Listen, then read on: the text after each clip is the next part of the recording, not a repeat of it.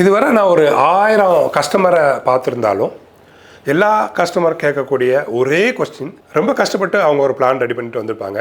Sir இந்த plan வந்து success ஆகுமா, இந்த பிளானில் என்ன வகையான குறை இருக்குது சொல்லுங்கள் சார் உங்கள் அனுபவத்தில். எல்லாருக்கும் சொல்கிற ஒரே ஆன்சர் தான், இந்த பிளான் பெஸ்ட்டு.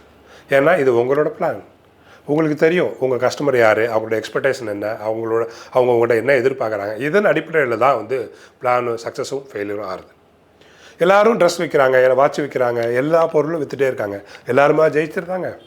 வெற்றி எதனால் வருது அப்படின்னு பார்த்தீங்கன்னா, நீங்கள் எப்படி அந்த பிஸ்னஸை அப்ரோச் பண்ணுறீங்க, எப்படி உங்கள் கஸ்டமரை திருப்திப்படுத்துகிறீங்க, அவங்களோட தேவை என்னங்கிறது நீங்கள் எப்படி புரிஞ்சு வச்சுருக்கீங்க, அது ஆர்கனைஸ்டாக எப்படி ஸ்ட்ரக்சராக கொண்டு போகிறீங்க, இதன் அடிப்படையில் தான் இருக்குது.